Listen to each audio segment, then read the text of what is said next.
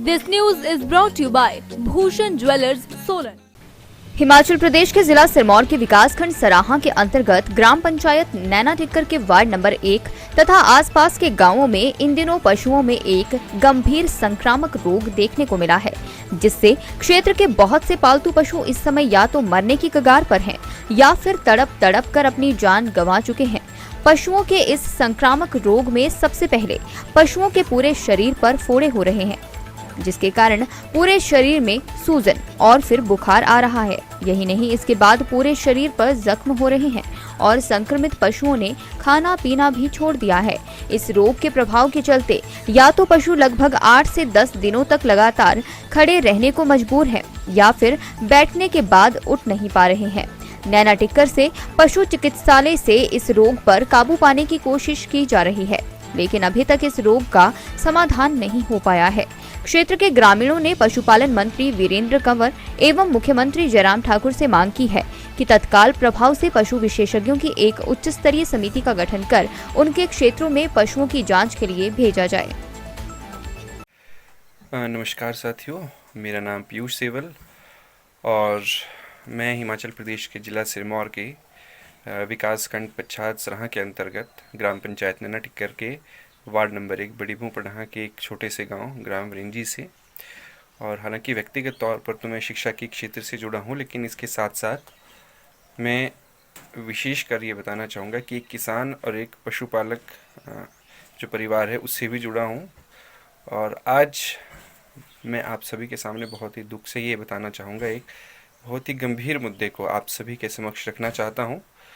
और हालांकि जैसे कि हमने देखा कि पिछले 2-2.5 वर्षों के अंदर कि किस प्रकार कोरोना महामारी ने पूरे देश को, पूरी दुनिया को प्रभावित किया और पूरी दुनिया के अंदर इस बीमारी से पार पाने के लिए प्रयास किए गए कि किस प्रकार से इस बीमारी को हराया जा सके, लोगों की जीवन को बचाया जा सके।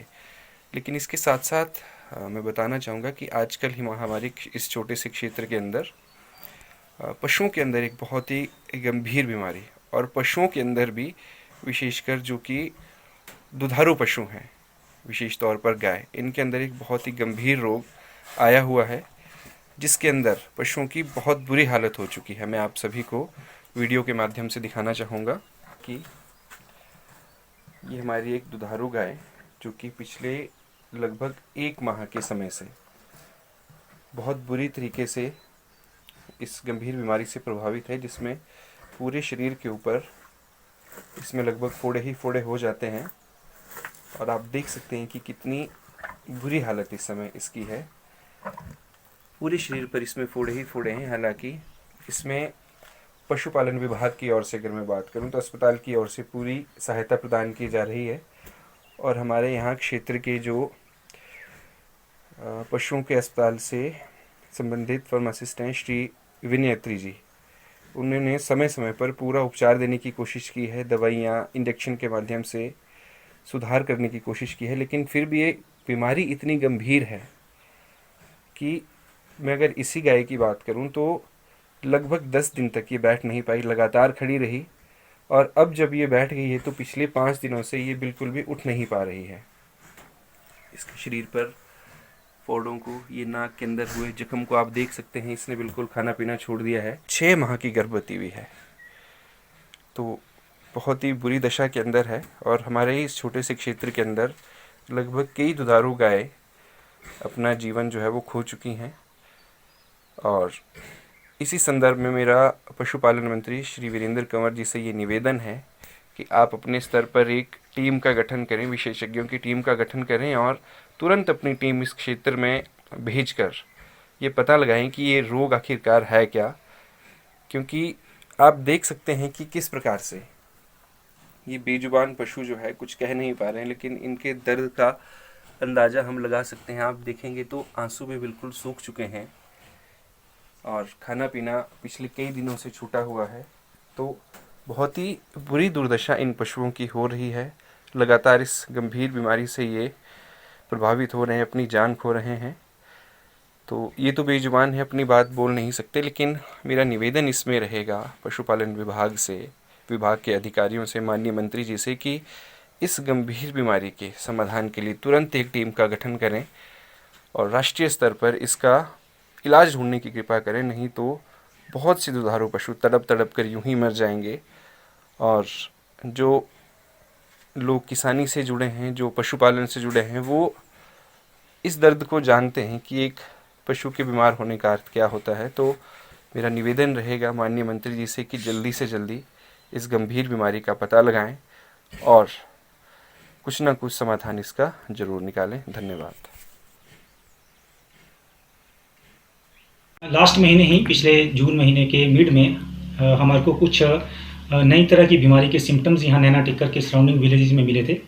तो जब हमने उन विलेजेस का दौरा किया तो पाया कि ये जो लक्षण हैं कुछ अलग तरह के लक्षण, जिसमें पूरे बॉडी में नोड्यूल्स जानवरों में, गाय और भैंस में मिल रहे थे। इसके अलावा हाई ग्रेड फीवर जानवरों में था और कुछ जानवरों में ब्रिस्कट अडीमा, गले के नीचे उसमें पानी भरने की शिकायत और टांगों में पानी भरने की शिकायत थी। तो हमने फिर तुरंत इसके सैंपल्स कलेक्ट किए और सैंपल जो हैं वो स्टेट वेटरनरी हॉस्पिटल शिमला के थ्रू भोपाल में national institute of high animal disease diagnosis lab में भेजा और वहाँ से हमने सस्पेक्ट किया था इस बीमारी को, लंपी स्किन डिजीज़ को, और वहाँ से ये सैंपल्स हमारे पॉजिटिव आए गए और ये जो कंफर्म हुआ कि जो एनिमल हैं ये लंपी स्किन डिजीज़ वायरस से इन्फेक्टेड है। लंपी स्किन डिजीज़ जो है ये पॉक्स वायरस फैमिली की ये एक वायरस से होने वाली बीमारी है और ये जो बीमारी है शुरू में काटने वाली मक्खी से, स्टोमोक्सिस फ्लाई से जो है वो फैलती है, या फिर हो सकता है कि इलाके में किसी ने बाहर वाली स्टेट से कोई जानवर यहाँ पे आया हो या कोई माइग्रेटरी फ्लॉक्स यहाँ से गुजरते हैं, उनके थ्रू ये बीमारी इस एरिया में आई है।